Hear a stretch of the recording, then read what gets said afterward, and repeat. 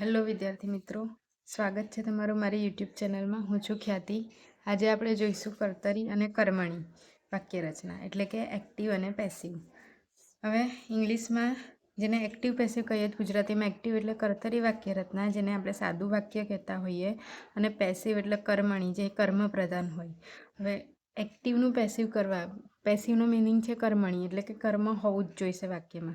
હવે વાક્ય રચના આપણી કેવી રીતના આવતી હોય? પહેલાં આવશે કર્તા, પછી કર્મ અને પછી ક્રિયાપદ. એવી રીતના વાક્ય રચના હોય ગુજરાતીમાં. જોઈએ તો કર્તામાં છે રોહન. રોહન કેળું ખાય છે. હવે કર્તા શોધવા તમારે કોણથી સવાલ પૂછવાનો? કોને? ક્રિયાપદને. પહેલાં તો ક્રિયાપદ શોધવું પડે. ક્રિયાપદ એટલે ક્રિયા. ક્રિયા છે ખાય છે, તો કોણથી સવાલ પૂછો? કોણ ખાય છે? તો કે રોહન. તો રોહન આપણને મળી ગયો કર્તા. બરાબર. હવે આપણે કર્મ શોધવું. તો કર્મ શોધવા આપણે ક્રિયાપદ હોય અને શુંથી સવાલ પૂછવાનો? શું ખાય છે? તો કે કેળું ખાય છે. અમુક વાક્ય હોય તેને કોનેથી સવાલ પૂછીએ તો પણ આપણને કર્મ મળે. દાખલા તરીકે પપ્પા પ્રિન્સિપલને મળવા ગયા. કોને મળવા ગયા? તો કે પ્રિન્સિપલને. આવી રીતના આપણે કર્મ શોધી શકીએ. તો જે વાક્યમાં કર્મ હશે તેનું જ કર્મણી અથવા તો પેસિવ થશે, બાકી પેસિવ થશે નહીં. તો આપણે ઇંગ્લિશમાં વાક્ય રચના જોઈએ તો ગુજરાતીમાં પહેલાં કરતા હતું, ઇંગ્લિશમાં પણ પહેલાં કરતા છે. પછી ગુજરાતીમાં કર્મ હતું કે કેળું. તો હવે કર્મ ઇંગ્લિશમાં પાછળ જતું રહે છે, અને ક્રિયાપદ જે ગુજરાતીમાં છેલ્લે હતું તે ક્રિયાપદ ઇંગ્લિશમાં વચ્ચે આવે. તો ઇંગ્લિશની વાક્ય રચના શું થશે? કર્તા, ક્રિયાપદ ને કર્મ. એટલે કે રોહન ઇટ્સ બનાના. તો કર્તા, ક્રિયાપદ ને કર્મ. હવે વાક્યના પ્રકાર આવે બે. એક છે અકર્મક ક્રિયાપદવાળું વાક્ય અને બીજું છે સકર્મક ક્રિયાપદવાળું વાક્ય. તો અકર્મક ક્રિયાપદવાળું વાક્ય કેવું હશે? કે રોહન ખાય છે. હવે એમાં રોહન કરતા છે, તમને ખબર પડી ગઈ કોણ ખાય છે. એવી રીતના સવાલ પૂછીશું તો શું ખાય છે? નહીં જવાબ મળતો. કોને ખાય છે? જવાબ નથી મળતો, એટલે આમાં કર્મ મળતું નથી. એટલે કર્મ ના મળતું હોય તો એનું પેસિવ શક્ય નથી. એટલે પરીક્ષામાં આવું વાક્ય પૂછાય કે રોહન ઇટ્સ, પણ શું? What eats? નહીં ખબર પડતી તો એનું પેસિવ થશે નહીં, એટલે એનું પેસિવ કરવાનું નહીં. હવે જ્યારે સકર્મક ક્રિયાપદવાળું વાક્ય હશે એનું પેસિવ થશે. હવે રોહન કેળું ખાય છે. શું ખાય છે? કેળું. જવાબ મળ્યો, તો એનું પેસિવ શક્ય છે. હવે પેસિવ કેવી રીતના થશે એ આપણે ધીમે ધીમે જોઈએ. તો ફરીથી જોઈએ. Rohan eats ice cream. હવે કેળાની જગ્યામાં આઈસ્ક્રીમ લઈ લીધું. Rohan eats an ice cream. હવે રોહન આઈસ્ક્રીમ ખાય છે. કોણ ખાય છે? રોહન કરતા થઈ ગયો. શું ખાય છે? આઈસ્ક્રીમ કર્મ થઈ ગયું. ખાય છે પોતે ક્રિયાપદ થઈ ગયું. હવે જ્યારે કર્તરીનું કર્મણી કરવું હોય તો આપણું સાદા વાક્યની રચના હતી સબ્જેક્ટ, વર્બ અને ઓબ્જેક્ટ. સબ્જેક્ટ જેને કર્તા કહેવાય, વર્બ એટલે ક્રિયાપદ કહેવાય, અને ઓબ્જેક્ટ એટલે કર્મ કહેવાય. તેનું પેસિવ કરવા માટે આપણે સબ્જેક્ટની જગ્યા પર ઓબ્જેક્ટ લઈ આવીશું. ઓબ્જેક્ટ એટલે કર્મ આગળ લઈ આવીશું, કર્તાને પાછળ લઈ જઈશું, અને પાછળ કર્તાને મૂકો એની પહેલાં આપણે બીવાય બાય લગાડીશું. અને જે વર્બ હતો, જે આપણું ક્રિયાપદ હતું, એમાં ટુ બીનું રૂપ વત્તા ભૂતકૃદંત લખીશું. ટુ બીનું ફોર્મ, જેને ગુજરાતીમાં કહેવાય ટુ બીનું રૂપ. હવે ટુ બીના રૂપ અલગ અલગ કાર્ડ પ્રમાણે અલગ અલગ આવશે, એ હું તમને સમજાવું છું. એટલે અને કર્તાની આગળ બાય લગાડીશું. હવે જ્યારે ટુ બીનું રૂપ આપણે પછી જોઈએ, પણ જ્યારે ઓબ્જેક્ટ એટલે કે કર્મ આગળની સાઈડ આવે છે ત્યારે એ કેવી રીતના આવે છે, અને સબ્જેક્ટ પાછળ જાય તો કેવી રીતે જાય છે જોઈશું. હવે સબ્જેક્ટમાં, સબ્જેક્ટ એટલે સ્ટાર્ટિંગ તમારું કર્તા આઈ હશે. જો એને તમારે પાછળ લઈ જવો છે ઓબ્જેક્ટની જગ્યા પર, તો તમારે બાય મી લખવાનું. જ્યાં આઈ હશે એ પાછળ આપણે લઈ જઈશું, એની બાય મી તરીકે લખીશું. જ્યાં સબ્જેક્ટમાં તમારું વી હશે સ્ટાર્ટિંગમાં, તો તમારે ઓબ્જેક્ટની જગ્યા પર સબ્જેક્ટને લઈ જવો હશે કર્મણી કરવા માટે, તો બાય અસ લખીશું. યુ હશે તો બાય યુ જ રહેશે. હી હશે તો બાય હિમ થશે. સી હશે તો બાય હર થશે. અહીંયા ઈટ હશે તો બાય ઇટ થશે. અને ધે હશે તો બાય ધેમ થશે. આવી રીતના આપણે પહેલાં તો કર્તાને કર્મની જગ્યા પર લઈ જઈશું બાય લગાડીને. કોઈનું નામ હશે તો એનું નામ જ રહેશે. રોહન હતું તો બાય રોહન જ રહેશે. બરાબર. એટલે હવે સૌથી પહેલાં આપણે કર્યું કર્તાને કર્મના સ્થાન પર લઈ ગયા, તો બાય રોહન પાછળ લઈ ગયા. હવે બીજું શું કીધું કે કર્મને કર્તાના સ્થાન પર લઈ આવો. તો કર્મ કર્તાના સ્થાન પર આવશે તો એન આઈસ્ક્રીમનું એન આઈસ્ક્રીમ જ રહેશે. બરાબર. એટલે કર્મ આગળ આવી ગયું. હવે રહ્યું વચ્ચેની વાત, ટુ બીનું રૂપવાળી વાત. તો ટુ બીનું રૂપ, ટુ બીના રૂપ માટે પહેલાં તો કાળ ઓળખવા પડે. ટુ બીના રૂપ ઓળખવા માટે, કાળ ઓળખવા માટે બધા કાળની ઓળખ આવડતી હશે તો ટુ બીનું રૂપ આવડશે. હવે દાખલા તરીકે સિમ્પલ પ્રેઝન્ટ ટેન્સ હોય.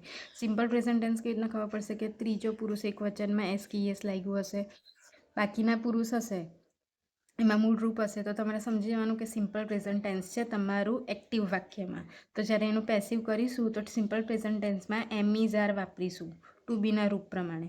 તો એમ ઇઝ, એમ અને ઇઝ તો સિંગ્યુલર માટે વપરાશે એટલે એકવચન માટે, અને આર પ્લુરલ માટે વપરાશે, બરાબર. તો હવે એકવાર વાક્ય જોઈ લઈએ. Rohan eats an ice cream. અહીંયા આપણને ખબર પડે કે આ સાદું વર્તમાનકાળનું વાક્ય છે. કેમ? રોહન હી છે, હીની જોડે એસકેઈએસ લાગ્યું છે. તો હવે રોહન શું થયું? કરતા. હવે કરતા તો કર્મની સ્થાને ગયું. હવે કર્મ અને કર્તાની સ્થાને આવ્યું એટલે એક કર્તાને હવે આપણે આ ગણવાનો એન આઈસ્ક્રીમ. તો એન આઈસ્ક્રીમ શું છે? એક વચન છે. તો એમ ઇઝ આરમાંથી શું આવશે? ઇઝ આવશે, બરાબર. એટલે એન આઈસ્ક્રીમ ઇઝ ટુ બીનું રૂપ થઈ ગયું. હવે ભૂતકૃદન. ભૂતકૃદન કેવી રીતના થશે? ઈટ, એટ, ઇટન. ત્રીજું રૂપ જે આવે છે તે તો ત્રીજું રૂપ થઈ ગયું ઇટન. તો ice cream is eaten by Rohan. આવી રીતના થશે. એટલે ટુ બીના રૂપ તમારે મોડે કરવા પડશે. તો સિમ્પલ પ્રેઝન્ટ ટેન્સમાં ટુ બીનું રૂપ એમ ઇઝ આર વપરાય. Present continuous tense. Present continuous કેવી રીતના ખબર પડશે? એમ ઇઝ આર વત્તા એનજી વાળું રૂપ હશે વાક્યમાં તો પ્રેઝન્ટ કન્ટિન્યુઅસ ટેન્સ તેમાં પણ એમ ઇઝ આર જ એનું એ જ રવા દેવાનું, પણ બીઈંગ ઉમેરી દેવાનું અંદર. પરફેક્ટ પ્રેઝન્ટ ટેન્સ હશે. પરફેક્ટ પ્રેઝન્ટ કેવી રીતના ખબર પડશે? હેવ, હેઝ વત્તા ભૂતકૃદન. તો તેમાં હેવ બીન અથવા હેઝ બીન કરી દેવાનું. હવે ત્રણેયને એક એક વાક્ય જોઈ લઈએ આપણે.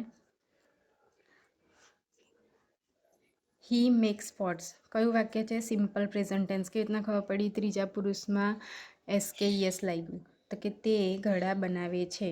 સબ્જેક્ટ વર્બ ઓબ્જેક્ટ શોધો. સૌથી પહેલાં કોણ બનાવે છે? તે, એટલે સબ્જેક્ટ થઈ ગયું. શું બનાવે છે? ઘડા ઓબ્જેક્ટ થઈ ગયું. બનાવે છે પોતે ક્રિયાપદ થઈ ગયું. ક્રિયાપદ છે સિમ્પલ પ્રેઝન્ટ ટેન્સનું. ઓબ્જેક્ટ આગળ આવશે પોટ્સ. સબ્જેક્ટ પાછળ જશે બાય હિમ. હીનું આપણે જોયું હતું બાય હિમ એટલે પાછળ જશે.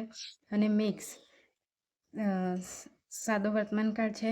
પોટ્સ બહુવચન છે એટલે સાદા વર્તમાનકાળમાં આર મૂકીશું. Pots are made by him. મેક્સનું ભૂતકૃદંત મેડ. એ રીતના કન્ટિન્યુઅસ પ્રેઝન્ટ ટેન્સ જોઈએ. Continuous present tense am is are I N G. તો આપણે પહેલાં એક્ટિવ વોઇસનું જોવાનો કયો કાર્ડ છે? We are writing a letter. શું છે? એમ ઇઝ આર આઈએનજી છે એટલે આપણને ખબર પડી કન્ટિન્યુઅસ પ્રેઝન્ટ ટેન્સ છે. હવે પહેલાં સબ્જેક્ટને ઓબ્જેક્ટ શોધો. કોણ લખે છે? તો કે અમે લખીએ છીએ એટલે વી થઈ ગયો તમારો સબ્જેક્ટ. તો સબ્જેક્ટ આપણા નિયમ પ્રમાણે પાછળ જશે, એની આગળ બાય લાગશે. તો વીને પાછળ લઈ જવો હોય તો બાય અસ ઓબ્જેક્ટના સ્થાને, બરાબર. શું લખે છે? લેટર લખે તો લેટરને આગળ લાવવો પડશે. A letter. ક્રિયાપદ પરથી ખબર પડે કે ચાલુ વર્તમાનકાળ છે. તો ચાલુ વર્તમાનકાળમાં આપણે ટુ બીનું રૂપ જોઈશું. એમ ઇઝ આર વત્તા બીઈંગ. તો આમાં આર છે તો આરનું આર રવા દેવાનું ને બીઈંગ ઉમેરી દેવાનું. અને રહ્યું ક્રિયાપદની વાત. તો ક્રિયાપદ છે રાઇટિંગ. રાઇટિંગનું ભૂતકૃદન થશે રાઇટ, રોટ, રિટન. એટલે written by us. Letter are being written by us. આ ચાલુ વર્તમાનકાળનું પેસિવ થયું. હવે પરફેક્ટ પ્રેઝન્ટ ટેન્સ. પૂર્ણ વર્તમાનકાળની ઓળખ આપણને ખબર પડશે હેવ, હેઝ વત્તા ભૂતકૃદન. એની પરથી આપણને ખબર પડી કે પરફેક્ટ પ્રેઝન્ટ ટેન્સ છે. વાક્ય છે વી હેવ રિટન એન એસે. તો સબ્જેક્ટ અને ઓબ્જેક્ટ શોધીએ. કોણ એસે લખ્યો હતો? કોણે લખ્યો હતો? તો કે અમે. શું લખ્યું હતું? એસે. તો એસે થઈ ગયું ઓબ્જેક્ટ. ઓબ્જેક્ટ આગળ આવશે એન એસે. સબ્જેક્ટ પાછળ જશે. વીનું થશે બાય અસ. પાછળ જવા દીધું. હવે રહી ટુ બીના રૂપની વાત. ટુ બીનું રૂપ અહીંયા જુઓ હેવ, હેઝ પ્લસ બીન લખવાનું. તો હેવ બીન કર્યું અને રિટર્ન પોતે જ ભૂતકૃદંત રિટર્નનું રિટર્ન જ રહ્યું. આવી રીતના વર્તમાન કાળના 3 પ્રકાર છે. ત્રણેયનું પેસિવ થશે. હવે આવ્યું પાસ્ટ ટેન્સ. તો પાસ્ટ ટેન્સમાં ટુ બીના રૂપ વાક્ય રચના અને આ જ રહેશે. ટુ બીના રૂપ ખાલી બદલાશે બધામાં. ટુ બીનું રૂપ સિમ્પલ પાસ્ટ ટેન્સમાં વોઝ, વેર. વોઝ સિંગ્યુલર માટે, વેર પ્લુરલ માટે.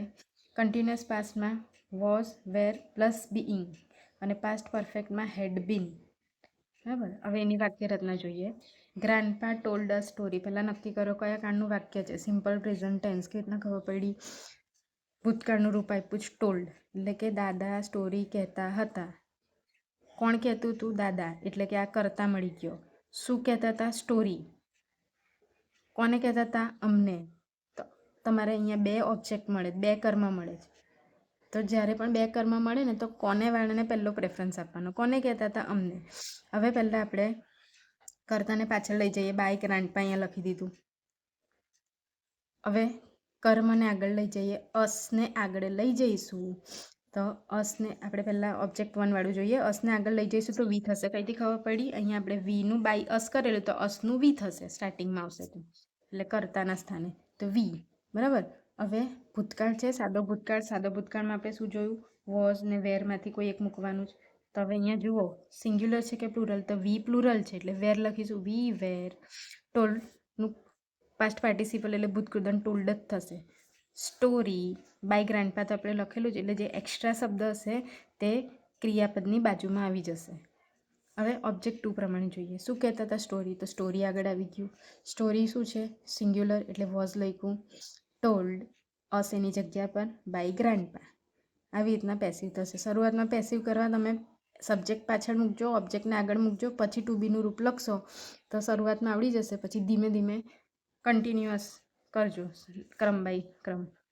આઈ વોઝ મેકિંગ ટી કયો કાળ છે? વોઝ પ્લસ આઈએનજી મતલબ ચાલુ ભૂતકાળ. તો એનું પેસિવ કરવા માટે પહેલાં તો કોણ બનાવે છે? હું. શું બનાવું છું? ટી. શું વાળું આગળ આવશે? ટી આગળ આવી ગયું. આઈનું પાછળ જઈને બાય મી થશે. અહીંયા જોયું એ પ્રમાણે એકવાર તમે ઉતારી લેજો તો તમને આ કરતા ફાવશે. એકવાર તમે નોટમાં ઉતારી લેજો. તો ટી બાય મી થઈ ગયું. વોઝ પ્લસ મેકિંગ એટલે ચાલુ ભૂતકાળમાં શું થશે? Was were plus being. તો વોઝ બીઈંગ. મેકિંગનું પાસ્ટ પાર્ટિસિપલ મેડ. તો ટી was being made by me. આવી રીતના પેસિવ થશે. હવે perfect past tense. Perfect past tense કેવી રીતના ખબર પડશે? હેડ પ્લસ ભૂતકૃદંત. હેડ પ્લસ પાસ્ટ પાર્ટિસિપલ વાક્યમાં હશે તો ખબર પડી જાય કે આ પાસ્ટ પરફેક્ટ ટેન્સનું વાક્ય છે. તો પાસ્ટ પરફેક્ટ ટેન્સમાં શું કરવાનું છે આપણે? તો કે હેડ બીન કરવાનું છે. એટલે પહેલાં સબ્જેક્ટને ઓબ્જેક્ટ શોધો. This dog had bitten several people. કોણ કરડે છે? તો કે ડોગ એટલે કે કરતા થઈ ગયો. કોને કરડે? અમુક લોકોને, થોડાક લોકોને. તો એ ઓબ્જેક્ટ થઈ ગયો. ઓબ્જેક્ટ આગળ આવશે. ક્રિયા મતલબ કે કર્મ આગળ આવ્યું. સેવરલ પીપલ આગળ આવી ગયું. બાય ધીસ ડોગ પાછળ જતું રહ્યું. હેડની જોડે હેડબીન કરવાનું હમણાં જ જોયું. હેડબીન ને બીટન પાસ્ટ પાર્ટિસિપલ જ છે એટલે બીટન. તો several people had been bitten by this dog. આવી રીતના પાસ્ટ ટેન્સના થશે. હવે આવ્યા આપણે ફ્યુચર ટેન્સના. ટુ બીના રૂપ સિમ્પલ ફ્યુચર હશે તો વિલ બી અથવા શેલ બી મૂકવાનું. ફ્યુચર પરફેક્ટ હશે તો વિલ હેવ બીન મૂકવાનું. હવે એના વાક્ય જોઈએ.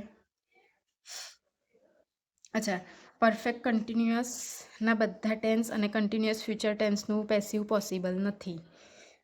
અચ્છા, આપણે જોઈ લઈએ સિમ્પલ ફ્યુચર ટેન્સ કેવી રીતના ખબર પડશે? વિલ પ્લસ મૂળ રૂપ. They will receive book. તે કરતા શોધો. ધે. કોણ રિસીવ કરશે? ધે. શું રિસીવ કરશે? બુક. તો ઓબ્જેક્ટ આગળ લઈ લો. બુક. અચ્છા, ઓબ્જેક્ટ આગળ લો તો કેપિટલ લેવાનું. બુક. ધે પાછળ જશે બાય ધેમ થઈ ગયું. ટુ બીનું રૂપ. સાદો વર્તમાન કાળમાં ટુ બીનું રૂપ વિલ બી કે સેલ બી. તો આપણા વાક્યમાં વિલ આપ્યું તો વિલ બી લખીશું. તો બુક વિલ બી. રિસીવનું પાસ્ટ પાર્ટિસિપલ રિસીવડ. તો book will be received by them. હવે people will have forgotten the war hero. કોણ ભૂલી ગયું? પીપલ. શું ભૂલી ગયા? વોર હીરો, જે લડાઈ કરતા હોય એ લોકોને ભૂલી ગયા, સૈનિકોને ભૂલી ગયા. એટલે શું ભૂલી ગયા? એ વોર હીરો આવી ગયું. તો કર્મ આગળ આવશે તો ધ વોર હીરો આગળ આવી ગયું. બાય પીપલ પાછળ જતું રહ્યું. આપણું ટુ બીનું રૂપ વિલ હેવ ફરગોટન કયો કાળ છે? પરફેક્ટ ફ્યુચર એટલે કે પૂર્ણ ભવિષ્યકાળ. પૂર્ણ ભવિષ્યકાળમાં શું થશે? Will have been. તો war hero will have been forgotten પોતે જ પાસ્ટ પાર્ટિસિપલ છે એટલે ફરગોટન બાય પીપલ. આવી રીતના આનું પેસિવ થશે. હવે ટુ બીના રૂપમાં ઘણીવાર શું થાય? કેન હોય તો કેન બી મૂકી દેવાનું. શુડ હોય તો શુડ બી. મસ્ટ હોય તો મસ્ટ બી. મે હોય તો મે બી. આમાં વાક્ય રચનાની આ જ રહેશે પણ ટુ બીના રૂપ ખાલી ચેન્જ થશે. આવી રીતના આપણે કોઈ બી એક્ટિવ વોઇસનું પેસિવ કરી શકીએ. આશા રાખું છું કે વિડીયોમાં ખબર પડી હશે. ના ખબર પડી હોય તો કમેન્ટ કરશો અને હેલ્પફુલ થયો હોય તો લાઈક, સબસ્ક્રાઈબ અને શેર કરશો જેથી બીજા વિદ્યાર્થીઓને કામ આવે. Thank you.